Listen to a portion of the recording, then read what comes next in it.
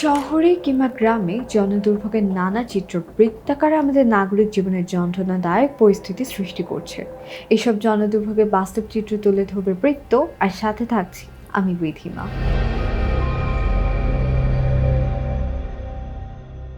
প্রতিটি ঈদের মতো এবারও আনন্দের যাত্রা অনেক পরিবারের জন্য পরিণত হয়েছিল শোকে। যাত্রী কল্যাণ সমিতির তথ্য অনুযায়ী সদ্য সমাপ্ত ঈদ উল আজহায় সারা দেশে ৩34টি সড়ক দুর্ঘটনায় প্রাণ হারিয়েছেন 402 জন, যা গত বছরের থেকে তুলনামূলকভাবে বেশি। দুর্ঘটনা ও প্রাণহানি উভয় ক্ষেত্রেই। ঈদ মানেই নারীর টানে ঘরে ফেরা। প্রতি বছর ঈদের আনন্দ ভাগাভাগি করতে অনেকেই ছুটে যান আপন ঠিকানায়, কিন্তু সেই যাত্রা কখনো স্নান হয়ে যায় একটি দুর্ঘটনায়। যাত্রী কল্যাণ সমিতির হিসাব অনুযায়ী এবারের ঈদ উল আজহায় ৩34টি সড়ক দুর্ঘটনায় নিহত হয়েছে 402 জন।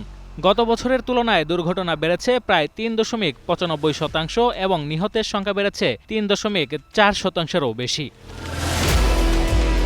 দুর্ঘটনার অন্যতম কারণ বেপরোয়া গাড়ি চালানো। এছাড়া দীর্ঘ রুটের বাসগুলোতে অনেক সময় বিকল্প চালক না থাকায় টানা কয়েক ঘন্টা গাড়ি চালাতে হয় একজন চালককে।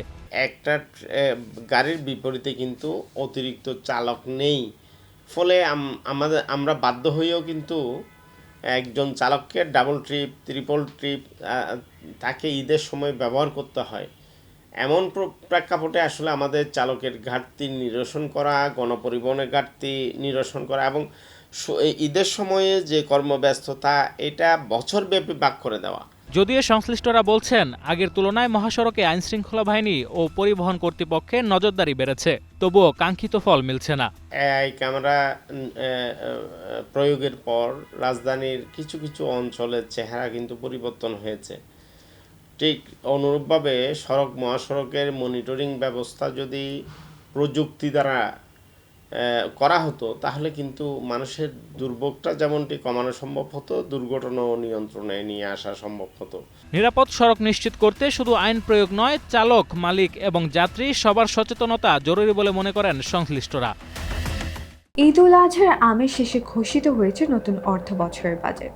সাধারণত বাজেট ঘোষণার পরপরই নিত্যপণ্যের বাজারে দেখা যায় এক ধরনের অস্থিরতা, তবে এবার চিত্র ছিল সম্পূর্ণ ভিন্ন। নিত্যপণ্যের বাজার তুলনামূলকভাবে স্থিতিশীল রয়েছে, কমেছে সবজির দাম, তবে কৃত্রিম সংকট নিয়ে তৈরি হয়েছে শঙ্কা। ঈদ উল আজহার পর থেকে এখন পর্যন্ত রাজধানীর কাঁচা বাজারগুলোয় পণ্যের দামে তেমন হেরফের দেখা যাচ্ছে না।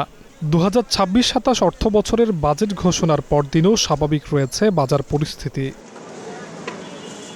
কাঁচা বাজারে সবজি, ডিম, মুরগি সহ মুদি পণ্যের দাম আগের মতোই রয়েছে, বরং কিছু কিছু পণ্যের দাম গত ঈদের আগের চেয়ে কিছুটা কমেছে। সয়াবিন তেল, চাল, ডালের মূল্য রয়েছে অপরিবর্তিত। কৃত্রিম সংকট নিয়ে শঙ্কা থাকলেও দাম নাগালে থাকায় খুশি ক্রেতারা। বাজার দর স্বস্তিদায়ক বলে মত তাদের।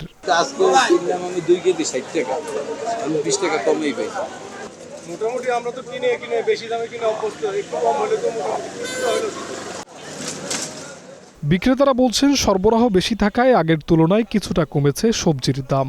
করলা সহ বেশ কিছু সবজির হয়েছে দরপতন। আগে ছিল যে দাম, এখন দাম কমছে। আমাদের এই যে ভেন্ডি বেচতেছে 30 টাকা, সিসিঙ্গা 30 টাকা, দুন্দুল 30 টাকা, লতি বেচতেছে 30-40। করলা বেচতেছি 20 টাকা কেজি, পটল বেচতেছি 20 টাকা কেজি, যে কোনো সবজি 20 থেকে 15 টাকা। এবারের বাজেটে সরকার যে 60টি পণ্যের উৎসে কর কমিয়েছে, তার সুফল যেন সাধারণ মানুষ দ্রুত পায়, সেজন্য বাজার মনিটরিং জোরদার রাখার দাবি ভোক্তাদের। দেশের শিল্প খাতের বিকাশে গুরুত্বপূর্ণ ভূমিকা রাখার কথা থাকলেও নানা সংকটে জর্জরিত টাঙ্গাইলের বিসিক শিল্পনগরী। অব্যবস্থাপনা, অবকাঠামোগত দুর্বলতা এবং নজরদারির অভাবে এরকম সংকট তৈরি হয়েছে বলে দাবি করছেন ব্যবসায়ী এবং শ্রমিকরা। 1985 সালে প্রতিষ্ঠিত টাঙ্গাইল বিসিক শিল্পনগরীর অভ্যন্তরীণ সড়ক দীর্ঘদিন ধরে জরাজীর্ণ অবস্থায় পড়ে আছে। গত 2 মাস যাবৎ একটি ঠিকাদারি প্রতিষ্ঠান রাস্তা সংস্কার করলেও প্রকল্পের টাকা ঠিকমতো না দেওয়ায় কাজ বন্ধ রেখেছে তারা। এতে দুর্ভোগ আরও চরম আকার ধারণ করেছে। নিরাপত্তা ব্যবস্থা অত্যন্ত দুর্বল, নেই কোনো সীমানা প্রাচীর, প্রধান ফটকও সব সময় খোলা থাকে। বৃষ্টি হলে রাস্তাঘাটে অনেক চলাফেরার সমস্যা হয়, এদিক দিয়ে চলাফেরা করতে অনেক কষ্ট হয় আমাদের। এই বিসিক নগর করতে গেলে চতুর্দিকে বাউন্ডারি করে একটা গেট রাখবো। শিল্পনগরীর ভেতরে সীসা উৎপাদনকারী একটি কারখানাকে ঘিরে তৈরি হয়েছে বড় ধরনের উদ্বেগ।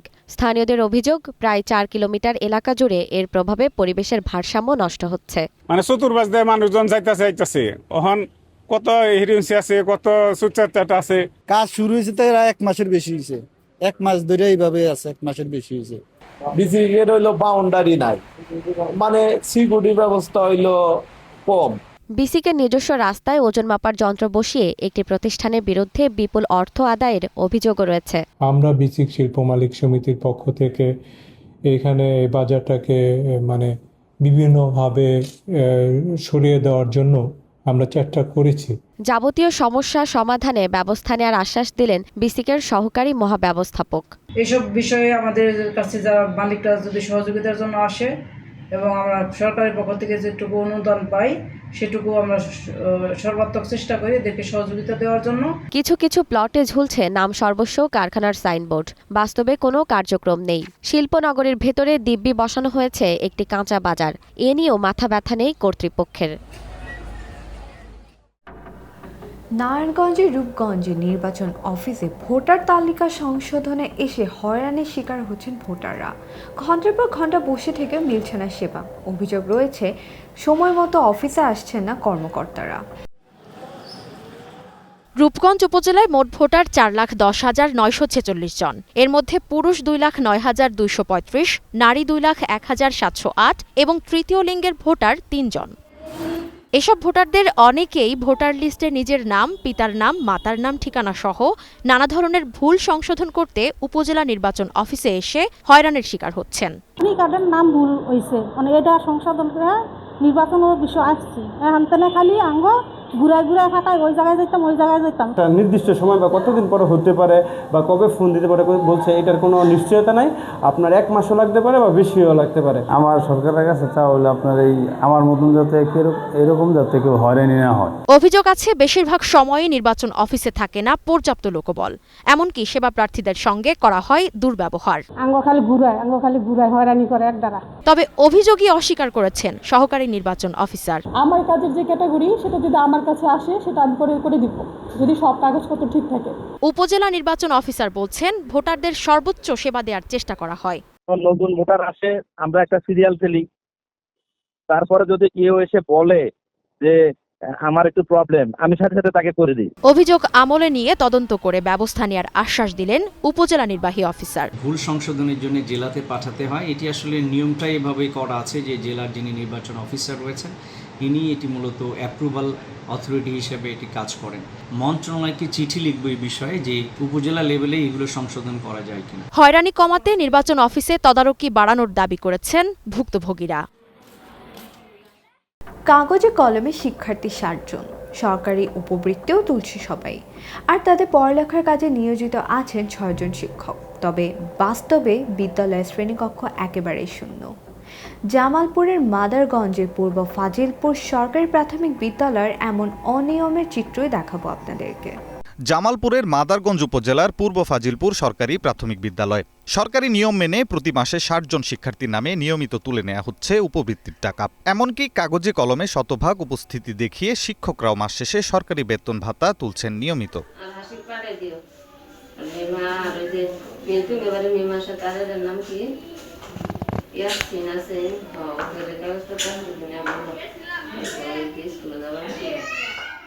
সরেজমিনে বিদ্যালয়ে গিয়ে দেখা যায় এক ভুতুড়ে পরিবেশ। নিয়মিত 40 জন শিক্ষার্থী উপস্থিতি থাকার কথা বলা হলেও বাস্তবে তার মিল খুঁজে পাওয়া যায়নি। প্রথম থেকে পঞ্চম শ্রেণীর প্রতিটি কক্ষই ফাঁকা, অথচ হাজিরা খাতায় সবার উপস্থিতি নিয়মিত। স্থানীয়দের অভিযোগ, শিক্ষকদের চাকরি টিকিয়ে রাখতেই চলছে এই ভুয়া শিক্ষার্থী প্রদর্শনী। স্কুলে মাস্টার থাকে কিন্তু সে পোলাপান পায় কোথায়, পোলাপানি নাই তো। কিন্তু এটা সরকারি হওয়ার পর থেকে এটা ছাত্র সংখ্যা নাই, 2-3 জন ছাত্র অধ্যয়ন করে, তাও এই মাদ্রাসা থেকে নিয়ে যায় ওরা পড়ায়। শিক্ষার্থী না থাকার বিষয়ে জানতে চাইলে শিক্ষকরা কোনো যৌক্তিক ব্যাখ্যা দিতে পারেননি। শিক্ষক একজন মাতৃত্ব ছুটিতে, আমরা 4 জন আছি স্কুলের ছাত্রছাত্রী মোট হলো 60 জন উপস্থিতি।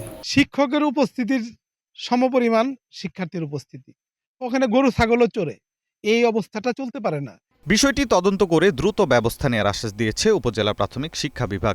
আপনারা যে মাদারগঞ্জ সম্পর্কে যে কথা, উপজেলার শিক্ষা কয়েকটি স্কুল সম্পর্কে যে তথ্যটা দিলেন, আমরা অবগত হলাম। আমরা এই বিষয়ে তদন্ত করে যথাযথ ব্যবস্থা গ্রহণ করা হবে ইনশাআল্লাহ। সরকারি অর্থের অপচয় বন্ধে এই জালিয়াতির সাথে জড়িতদের দ্রুত শাস্তির আওতায় আনার দাবি জানিয়েছেন স্থানীয়রা। ঝালকাঠি শহরে বৈধতা তোয়াক্কা না করে দাপিয়ে বেড়াচ্ছে শত শত অটোরিকশা। বৈধ সংখ্যার চেয়ে দ্বিগুণেরও বেশি অবৈধ যান। এতে করে তৈরি হচ্ছে যানজট এবং সাধারণ মানুষ পড়ছেন ভোগান্তিতে।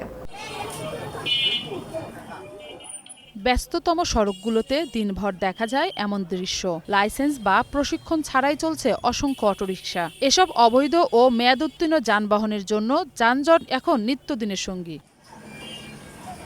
পৌরসভার তথ্য অনুযায়ী ঝালকাঠি শহরে বৈধ অটোরিকশার সংখ্যা ১৩৫০টি, কিন্তু রাস্তায় চলাচল করছে প্রায় ৩,০০০-এরও বেশি যানবাহন, যার বড় অংশই অবৈধ বা মেয়াদোত্তীর্ণ।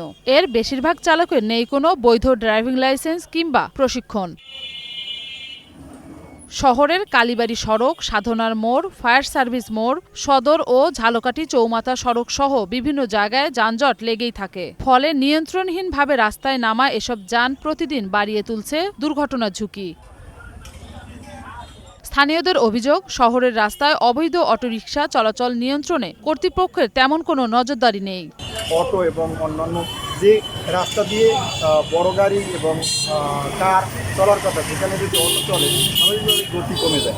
যারা লাইসেন্সদারি অটো, তার থেকেও বিনা লাইসেন্সদারি অটো অনেক আছে, তাদের ধারণায় আমরা ভাই রাস্তাঘাটে চলতে পারি না। পৌর প্রশাসক বলছেন, যেসব যানবাহনের রেজিস্ট্রেশন নেই সেগুলো বন্ধ করতে শীঘ্রই পদক্ষেপ নেওয়া হবে। আমরা পৌরসভা থেকে ১৩৫০টি অটো লাইসেন্স দিয়েছি, কিন্তু এখানে প্রায় ২,০০০-এর অধিক অটো চলে বলে আমরা জানতে পেরেছি। আমরা বেশ কিছু অভিযান পরিচালনা করেছি, আমরা জরিমানা করেছি এবং পৌরসভার লাইসেন্স ছাড়া যে অটোগুলো আছে সেগুলো পৌর এলাকায় চলাচলে নিরুৎসাহিত করেছি। অবৈধ বা মেয়াদোত্তীর্ণ অটোরিকশার দৌরাত্ম্য থামাতে মাঝে মাঝে অভিযান চালানো হলেও তা যেন শুধুই লোক দেখানো। আসল সমস্যা রয়ে যাচ্ছে বহাল তবিয়াতে।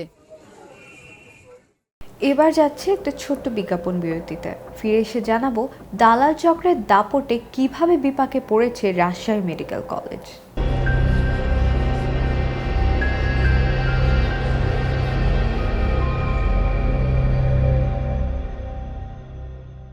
ফিরে এলাম জনদুর্ভোগের বৃত্তে। দালাল চক্রের দাপটে চরম বিপাকে পড়েছেন রাজশাহী মেডিকেল কলেজ হাসপাতালের চিকিৎসা প্রার্থীরা। কৌশলে রোগীদের পটিয়ে বেসরকারি হাসপাতাল ও ক্লিনিকে নিয়ে পকেট কাটছে চক্রটি। নিয়মিত অভিযান চালালেও দমন করা যাচ্ছে না বলে জানিয়েছেন হাসপাতাল কর্তৃপক্ষ। রাজশাহী মেডিকেল কলেজ হাসপাতাল অসহায় রোগীদের কাছে চিকিৎসার জন্য একটি ভরসার জায়গা। তবে সেই জায়গা এখন দালাল চক্রের দখলে। সেখানে সেবা নিতে এসে দালালদের খপ্পরে পড়েননি এমন সেবা প্রার্থীর সংখ্যা খুবই নগণ্য। গ্রাম থেকে চিকিৎসা নিতে আসা রোগীরাই তাদের প্রধান টার্গেট। প্রতারকরা হাসপাতালের বহির্বিভাগ থেকে রোগীদের মিথ্যে প্রলোভন দেখিয়ে আশেপাশের বিভিন্ন বেসরকারি হাসপাতাল ও ক্লিনিকে নিয়ে যায়। এরপর ভয়ভীতি দেখানো সহ বিভিন্ন কৌশলে রোগীদের কাছ থেকে আদায় করে নেয় মোটা অঙ্কের টাকা। কাগজ নিয়ে দৌড়াদৌড়ি করতেছি, কয়েকটা মহিলা কত কাগজ নিয়ে নিল আমার। নেওয়ার পর শোন করতে দিয়ে হচ্ছে, চলো আমার পিয়ন, আমি স্যারের পিয়ন, চলো কোথায় যাবো, ওখানে যাই ভর্তি করলে সব কিছু তোমার কোনো সমস্যা নাই। আর ওই ক্লিনিকের সাইডে নিয়ে যায়, আমাদেরকে জোর জবর 400 টাকা ভিজিট হিসাবে নিল। নিয়ে এক ডাক্তার আছে, ডাক্তার দেখলো, দেখে ডাক্তার তো আবার অনেকগুলা রিপোর্ট দিল, দিয়ে বলছে যে 5,000 টাকা লাগবে। বহুতবার এরকম হয়েছে, পুলিশ অনেকবার তুলে লেগেছে। ওই লক্ষ্মীপুর মনে গেলে পারে দালালদেরকে ছেড়ে দেয়। দালাল ভাই অনেক কয়টা আছে, 5-7 জনা মহিলা, একটা করে পুরুষ একটা করে। দুপুর 12টা সেই দালালদের ধরতে মাঠে এবার গ্রিন টিভি। কিছুক্ষণ অপেক্ষা করতেই দেখা মিলল 5 থেকে 6 সদস্যের একটি দালাল চক্র। অবশেষে হাতে নাতে ধরা পড়ল এই চক্রের এক সদস্য।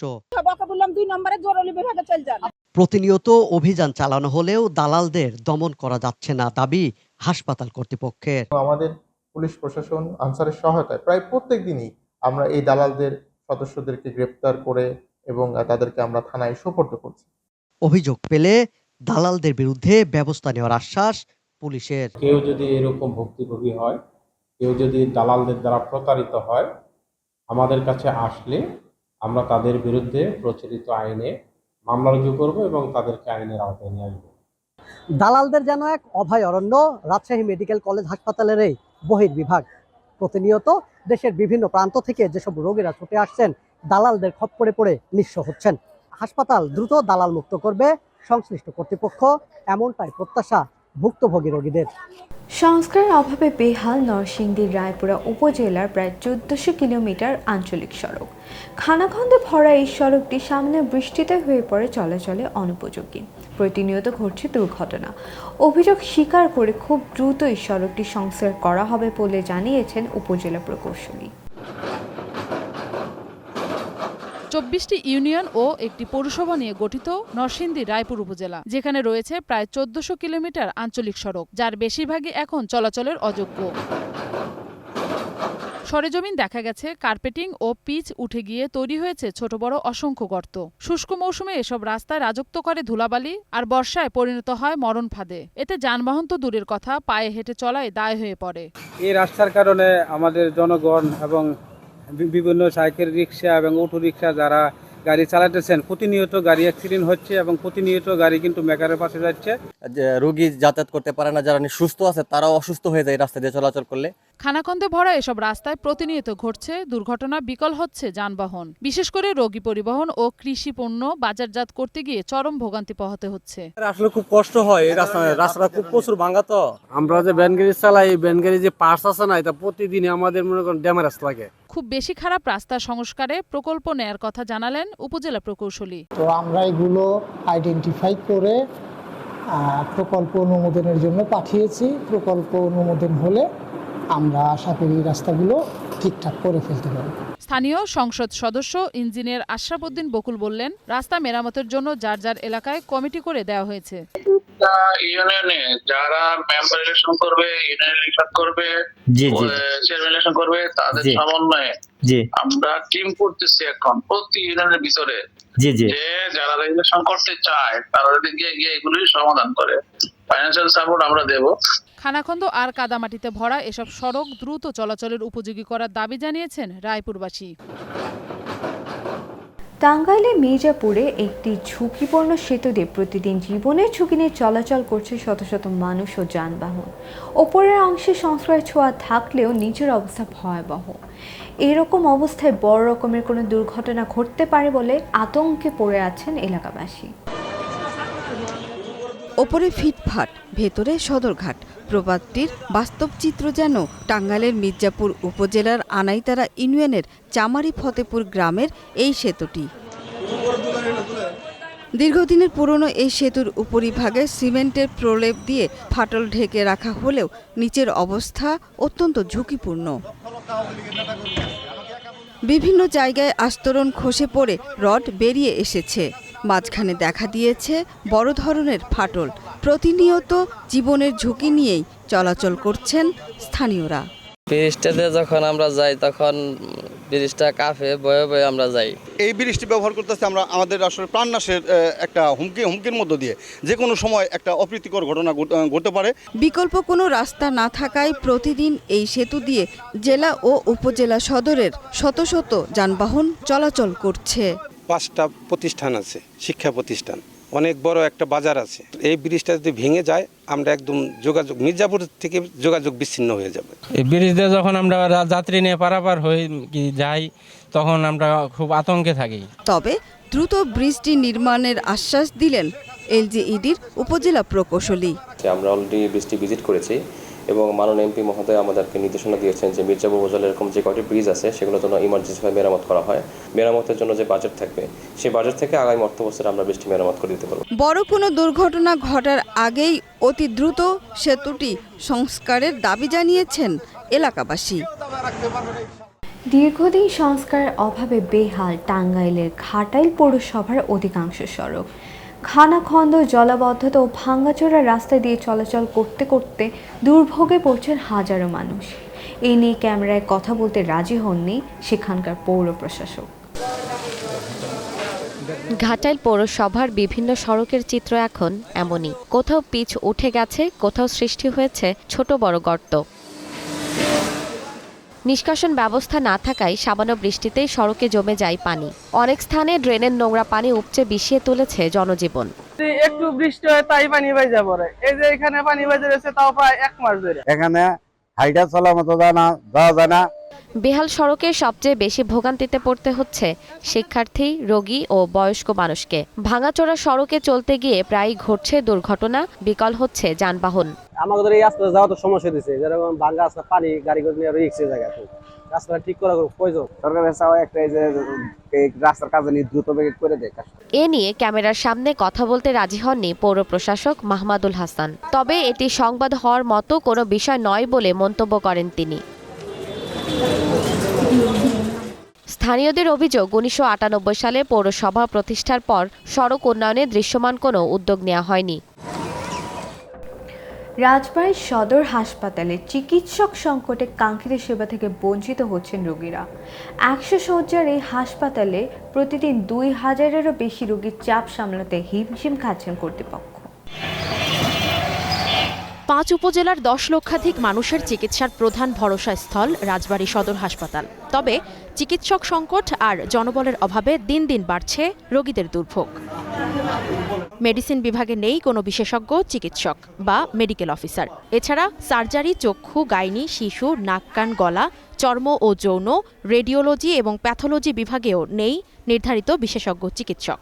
ধারণ ক্ষমতার অনেক বেশি রোগী ভর্তি থাকায় ফ্লোর, বারান্দা ও করিডোরেও চিকিৎসা নিতে হচ্ছে রোগীদের। ভালো ভালো ডাক্তার চাই আমরা, গরিব মানুষ, ভালো মতন চিকিৎসা যাতে করে। টয়লেটের অবস্থা, টয়লেটে তো যাইতেই পারি না, সব গন্ধ। দূর দূরান্ত থেকে চিকিৎসা নিতে আসা রোগীরা জানায়, বিশেষজ্ঞ ডাক্তার না থাকায় ঠিকমতো মেলে না সেবা। অনেক সময় যেতে বলা হয় অন্য হাসপাতালে। আমরা চোখ দেখাতে আসছি, কিন্তু চোখের ডাক্তার নেই। ডাক্তার নাই, ওই ডাক্তার নাই, কিভাবে আমরা সেবা নেব ভাই বলেন? আমাদের হার্টের দরকার, হার্টের ডক্টরের অভাব। শূন্য পদগুলোতে চিকিৎসক নিয়োগ দেয়া হলে সংকট কিছুটা কাটিয়ে ওঠা সম্ভব বলে মনে করেন চিকিৎসকরা। প্রায় 68টার মতো পদ আমাদের রাজবাড়ী জেলা সদর হাসপাতালে, সেখানে শূন্য পদ ছিল 51টা। সাম্প্রতিক সময়ে আমাদের একজন মেডিসিন কনসালটেন্ট এবং একজন কার্ডিওলজি কনসালটেন্ট সহ আরও 12 জন মেডিকেল অফিসার পদায়ন করা হয়েছে। আশা করি আমাদের যে বর্তমানে যে একটা সংকট তৈরি হয়েছিল সেটা থেকে আমরা উত্তরণ করতে পারবো। দ্রুত শূন্য পদগুলো পূরণ করে বিশেষজ্ঞ চিকিৎসক নিয়োগের দাবি রোগী ও স্থানীয়দের। ফ্রেন টেলিভিশনের সাপ্তাহিক আয়োজন বৃত্ততে আজ এই পর্যন্তই। আগামী সপ্তাহে আবারও ফিরে আসবো। আর সে পর্যন্ত ফ্রেন টিভি নিউজ অন্যান্য আয়োজন দেখতে চোখ রাখুন আমাদের ওয়েবসাইট, ইউটিউব ও ফেসবুকে। সচেতন থাকুন, সুস্থ থাকুন।